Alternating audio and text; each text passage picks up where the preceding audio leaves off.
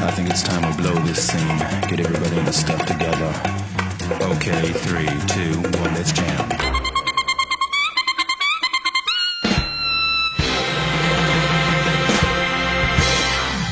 On today's episode of 1 Minute Reactions Directed Dr. Stone, episode 19, to Modernity. I have to say, I absolutely enjoyed today's episode, but first and foremost, I have to ask, did Kohaku actually get a rival? Y'all see the pink-haired girl? Oh, damn, that was a good episode. So last we left off, Shishio had sent an advance party to suss out Ishigami Village. This group is comprised of what looks like 40-year-old Neanderthals being led by a, how do I put it, ninja? Yes, this is where we meet the character Hyoga, and he is, you know, a severe badass. They're first running with him, and Senku had to rely on basically the last of his gunpowder and the deception of them having guns and like combined with magma throwing a giant rock. Like they had to fake their way out of it because, you know, Hyoga, I will admit it, that he is a badass, primarily due to his spear, which is a kudiyari, which basically a spear put through a bamboo shaft. Utilizing this as well as rotating the spear, the tip becomes almost imperceptible. Even Kohaku, with her above average reflexes and instincts,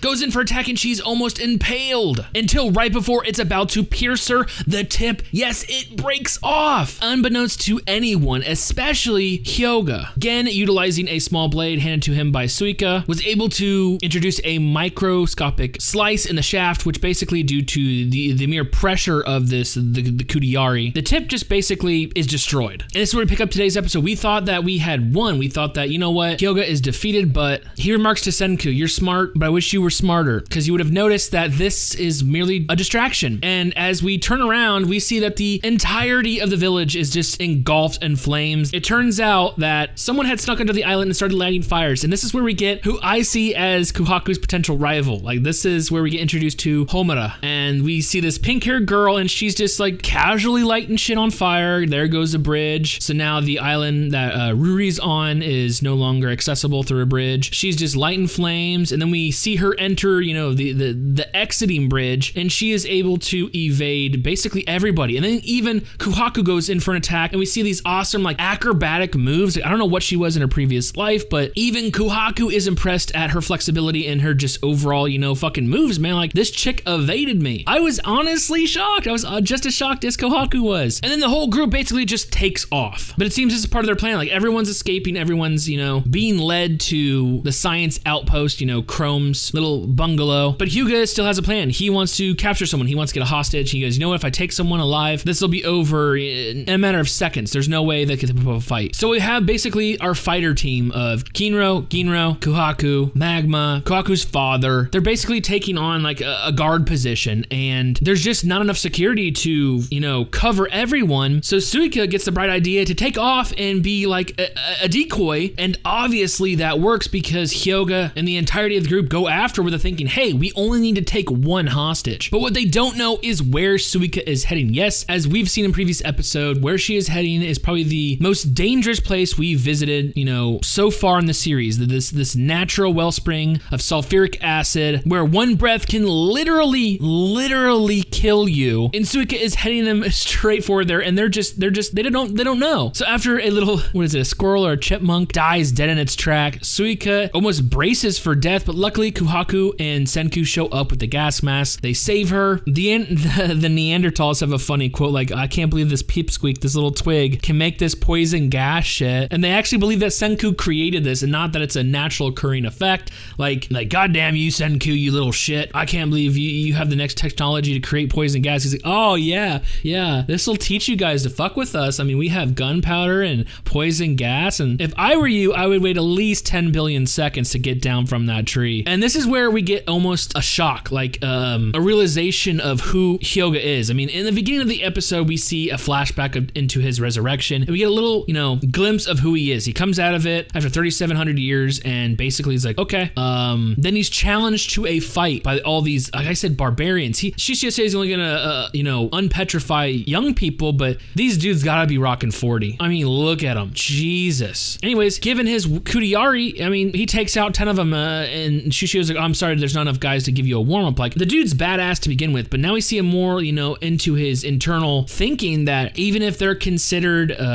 part of Team Shishio, people are fucking expendable. And to see if the poison gas has been, dissipated or is gone, he literally knocks all 3 of those goons off the tree and they die. So this isn't a, no bloodshed series. This isn't a happy-go-lucky where, you beat me, but everyone's still alive at the end type of shit. Like, we literally just saw 3 people die that were on his team. He saw them as expendable because, they work pretty fucking stupid, but still, dude straight just dropped them into a cloud of sulfuric acid gas. So yeah. But this is where we come to a very serious fork in the road. Obviously, Hyoga and Homura are going to, make it out of here. It's pretty obvious that these two are well-designed characters, so I think they're going to last for a while. And eventually, they're going to make it back to Shishio and tell him, hey, not only is this city pretty modern, they have katanas, they have gunpowder/guns, they have gas masks. I mean, they have, a large variety of minerals and metals that they can utilize and do shit with. And oh, by the way, Senku is alive.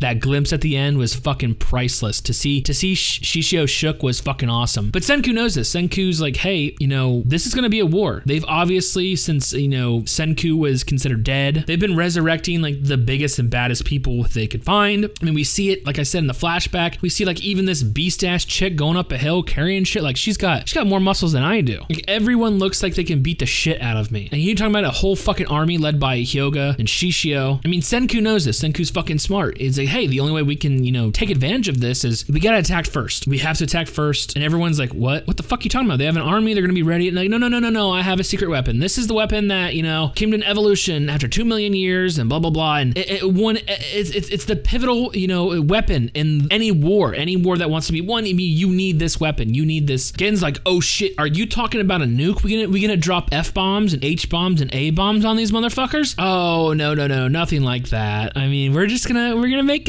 cell phones. And even I was shocked, like, really? We're gonna do a throwback to Taiju, and then out pops Taiju. The flashback into what Taiju first wanted created. We're gonna, win by, communication technology. We need to be able to communicate. Hey, if we have an inside man, if we have someone spying on them, they can relay that information to us and give us, advantageous positions. I mean, it's not technically gonna be a smartphone, but we're gonna make a way to communicate to each other and basically go all in on an attack and dismantle the Shishio army, like nobody's fucking business. And everyone's in on it, especially Kuhaku, because like, fuck yeah, strike first, strike fast, let's fucking do this. I think she wants another crack at the pink-haired chick. Like I said, I think that's gonna be her rival. I think it's gonna be a rival. But yeah, like I said, ending the episode with Shishio coming to the realization that, Senku's alive and he's teamed up with another village and they're already to this point. The look on his face was fucking priceless because he just gloated at the very beginning of the episode. That flashback we get, like I had to kill him with my bare hands. He was, well, I wouldn't call him a friend, but he was a man that would have ushered in, the old age, resurrected everyone so even the rich people can come back and take over and use guns and blah, blah, blah, and use science to take down the impoverished youth. So I killed him with my bare hands. And then that,